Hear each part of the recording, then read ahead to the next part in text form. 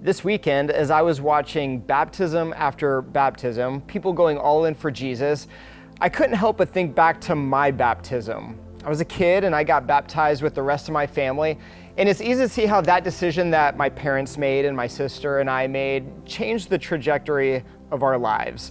And I'm old enough now, trust me, I'm old enough to see that it didn't just change our lives, but that decision is changing the lives of our kids too. And I'm hoping and praying that that chain isn't broken, that a legacy of Christ followers fills our family tree. And it's pretty amazing what God can do with the faithfulness of a few. And one of my favorite verses is 1 Corinthians chapter 3, 6 and 7. Paul is writing this, he's talking about his responsibility and what God does with just a little bit of faith. And he says this, he says, I planted the seed, and he's talking about his ministry partner, Apollos, watered it, but God has been making it grow. So neither the one who plants nor the one who waters is anything, but only God makes things grow.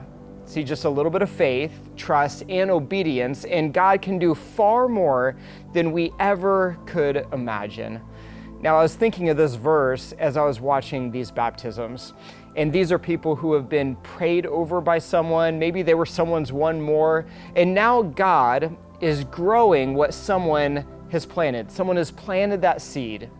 Now, if you've been baptized, I'm just going to ask you this question. How has your life been changed? How has God done more for you than you ever could have imagined?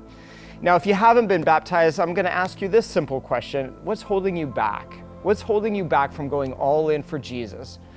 See, just as Jesus was raised from the tomb, we will be raised from the water and we will get to live a new life in Him. So right now, I'm celebrating what took place this weekend, but God is not done with you. Keep planting the seeds of faith and watch God do something incredible.